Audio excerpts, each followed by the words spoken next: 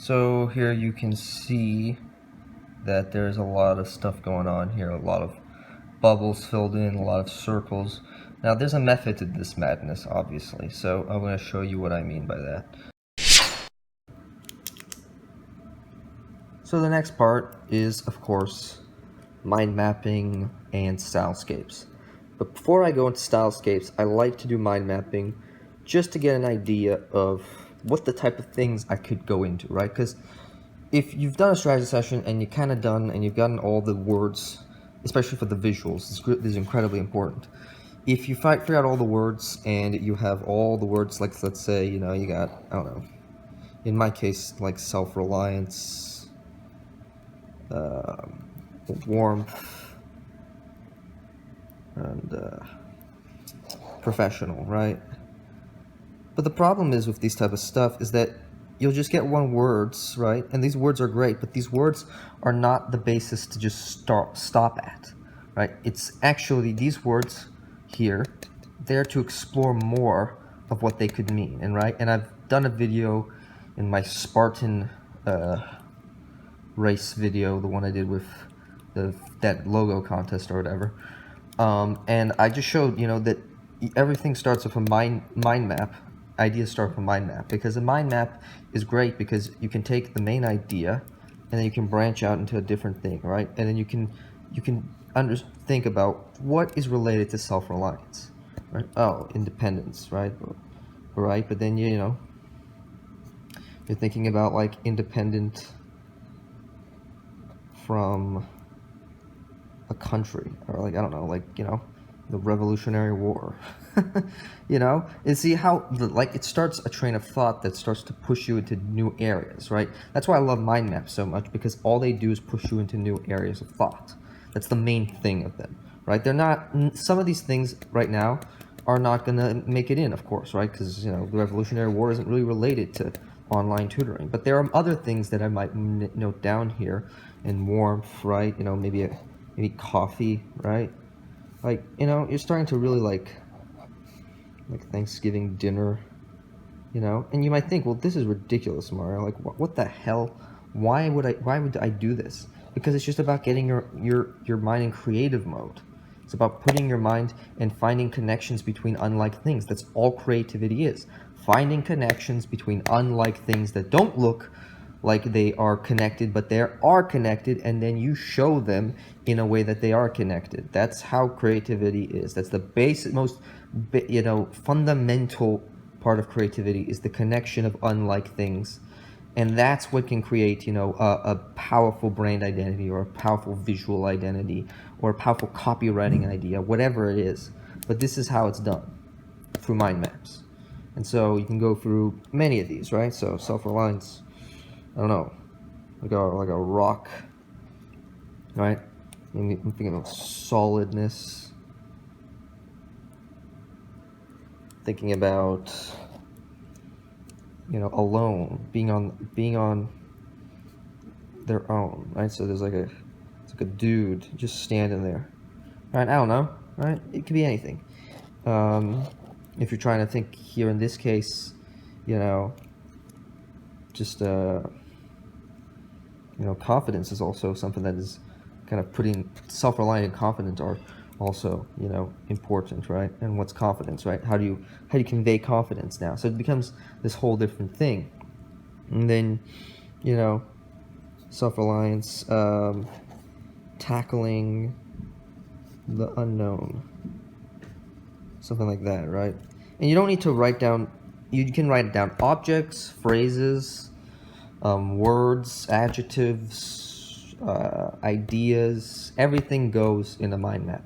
But you just need to remember, you just need to ask yourself the question, how is it connected? How is it connected to this? How is this connected to this? How is this connected to this? Because everything needs to be connected to the main sort of thing you're trying to work with, right? And that's all a mind map is.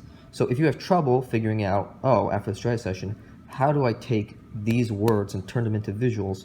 Well, you mind map a shit ton, and then you pick out the ones that most catch your eye, and then you go with that, and you start to create a mind map or mood board. A stylescape or a mood board or whatever you want to call it, and you can figure out what this could look like visually, or what copy ideas you might want as well. So here you can see that there's a lot of stuff going on here, a lot of bubbles filled in, a lot of circles.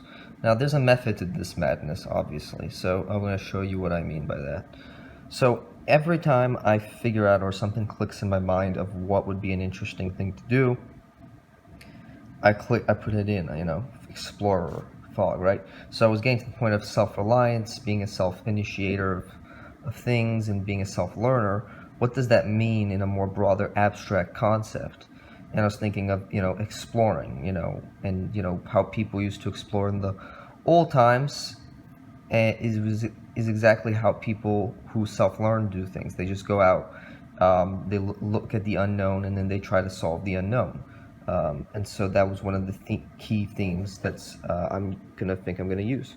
And so another thing about themes, once you get an idea of what you want to do for your stylescape or mood board, you make sure that you have a theme to work around, right? The theme is basically the box that you use to filter out anything that might not be within that theme, right? A theme makes everything consistent but cohesive at the same time, right? Think of a brand identity as pieces of puzzles. Every piece is different, but they all make up a whole. And so that's basically what a brand identity is. You have a ton of different pieces that make up a whole, but they all come together as a whole. So and when you get a theme, that's what it helps you to work within that theme to start searching, right? Because if you start searching without an idea of a theme to work with, then you're not going to search very well for the different objects, and you'll see when you put your mood board or stylescape together that the themes will not be consistent. There'll be some, things that are just not right, and you have to make sure that the theme is consistent overall, and the look and feel is consistent overall. So I like to do on the back, just write down what the themes are, right? 1, 2, 3, 4 themes. Mostly I just do 2, just not to overwhelm the client, but you can do 4 or 3, whatever you want. And just come up with 2 or 3 themes that you really think are going to work for you. So here you can see the mood boards, or the things, what I like to call, they're not actually the mood boards. They are to collect different types of elements and things for the mood board, and then start from there and start to create a stylescape or mood board from that point. So you create a board, you just go here, you add a board here, and then you start adding things in, basically. Alright, so right now this is the mood board for the point on tutoring, and you can see I started my first search with just searching for things that were warm, also things that kind of related to the brain, and maps, old sea maps. I was thinking have a more definite explorer feel to it, so I was looking into that and seeing how that kind of connects. And then I got kind of a eureka moment and kind of thought that the maps of an old sea map look very similar to the maps, the neural mapping of a brain, as you can see here. These are neural cells. And you can see how they're very adaptive and all the thing. And this came to the mind of how people actually learn, right? How a person remembers something and learns something is when they have a strong neural connection points to different neural points, I believe, right? So I was thinking then, what is a tutor then? A tutor is somebody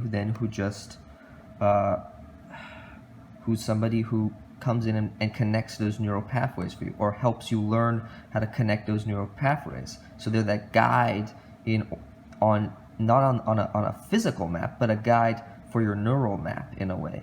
So this was a really interesting sort of concept to go through, and something I'm going to propose to the client when I do things. Now looking at paper texture, stuff that made it feel warmth, right? And so that was one of the first themes. But and then there's second themes about like just paper and whatnot and stuff like that.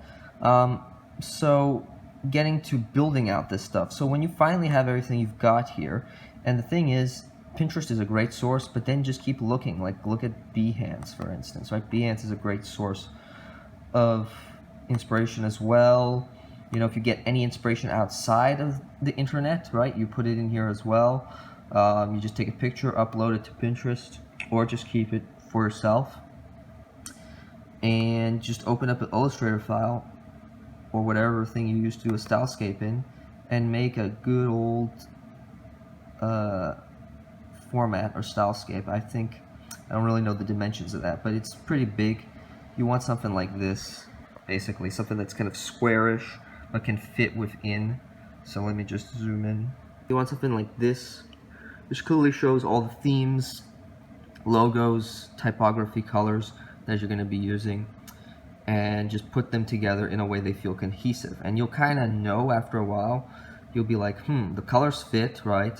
The type fits all right, the structure fits all right, the concept fits very well, all the different illustration styles and line arts work very well as well. So everything is pretty consistent, right? And then you have the hero image, which is the, the user, the target market. You want to put the target market here. So if it's a parent, or if it's a businessman or whatever, you got to just put somebody here that kind of resembles that, and you can just look that up online as well. And yeah, and so these stylescapes will be different from each. This one's I'm working on right now, which is kind of more of like a very friendly, warm vibe, but very modern as well at the same time. So it has that kind of modern techie feel, but also is kind of fun and eclectic. So those are probably the two ones I'm looking at, and I have to flesh out this concept more, because this concept is not holding any weight at the moment. So I got to flesh that out more, maybe go down to do some more mind mapping and whatnot. But ultimately, this is what you want to get at the end, and then you want to post that into the part where I showed you about the strategy overview, and just put it right in there, and name it, right? I love to the great thing is you want to name your themes, right? Mind explorer, right? In this case, right? This is somebody who explores the mind, helps someone explore their mind, their full potential to learn, right? Through their neural mapping, or through their neural pathways, right? And that's a very interesting concept. So you put Mind Explorer, you put some name to kind of derive and summarize the concept that you're trying to go for here, right? And you do have all the stylescapes you go after, so that you make clear to the client that this thing was well thought out. It has a theme to it. This is not something we just put together because I like the color purple, I like the color green, right? Whatever. That's you show more thought in your process this way. And that's the beauty of that. So that's stylescapes, and when we're done with that, we send this, present this to the client, do a Zoom meeting, and see where that goes. Okay, so that's it. I will see you on the next one. Hope you enjoyed this. If you liked it, leave a comment below. I'd love to hear your thoughts on these videos, how I'm showing the creative process, and I will see you on the next one.